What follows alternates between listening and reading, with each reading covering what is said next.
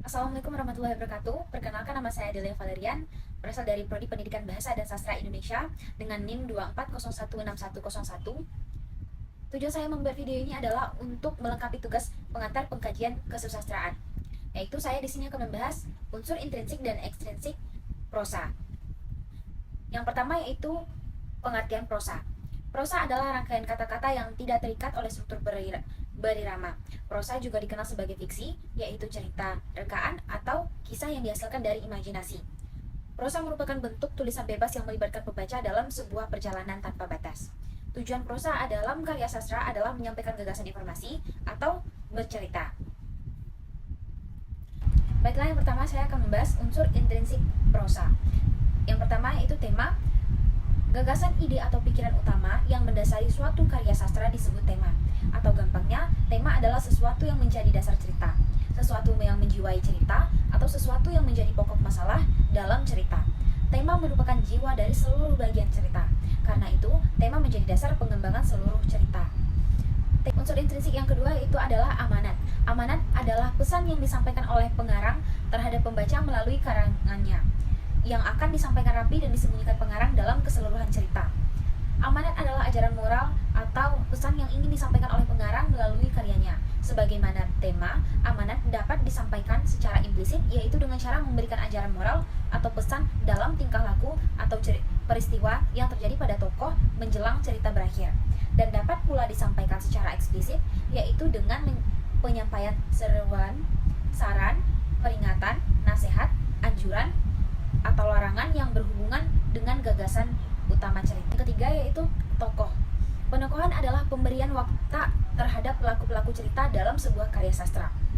Tokoh cerita terdiri atas tokoh protagonis, yaitu tokoh dalam karya sastra yang memegang peranan baik. Yang kedua, tokoh antagonis, tokoh dalam karya sastra yang merupakan penantang dari tokoh utama, biasanya memegang peranan jahat. Tokoh tambahan, tokoh yang tidak memegang peranan dan tidak mengucapkan sepatah kata pun, bahkan dianggap tidak penting sebagai individu.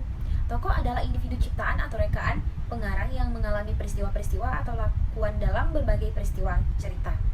Pada umumnya, tokoh berwujud manusia, namun dapat pula berwujud binatang atau benda yang diinsankan. Nah, yang keempat, alur. Alur atau plot adalah rangkaian peristiwa atau jalinan cerita dari awal sampai klimaks serta penyelesaian. Macam-macam alur, yang pertama itu alur mundur, jalinan peristiwa dari masa lalu ke masa kini. Yang kedua, alur gabungan, gabungan dari alur maju dan alur mundur secara bersama-sama. Dan secara umum, alur terbagi ke dalam bagian-bagian berikut: pengenalan situasi, memperkenalkan para tokoh, menata adegan, dan mengungkapkan peristiwa yang menimbulkan berbagai masalah, menuju adanya konflik, terjadi peningkatan masalah, perhatian ataupun keterlibatan situasi yang menyebabkan bertambahnya kesukaran tokoh. Yang kelima yaitu latar atau setting.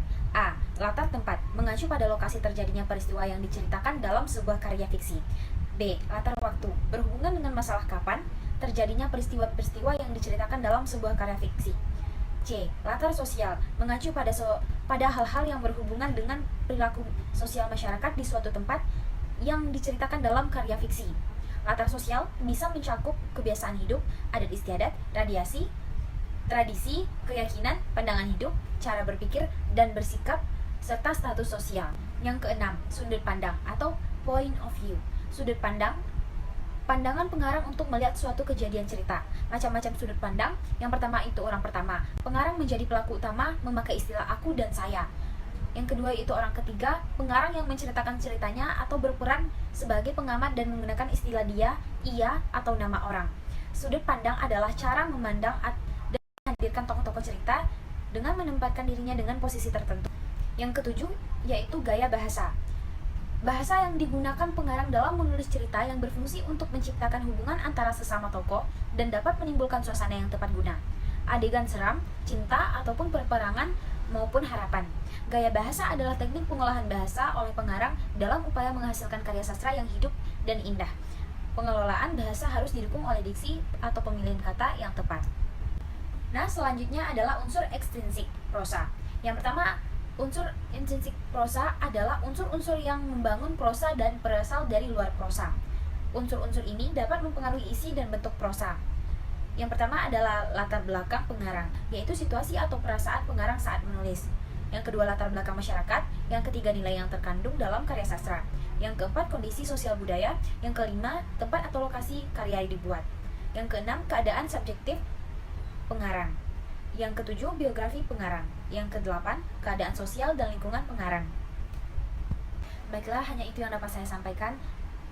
Apabila ada kesalahan, saya mohon maaf. Saya tutup dengan Assalamualaikum warahmatullahi wabarakatuh.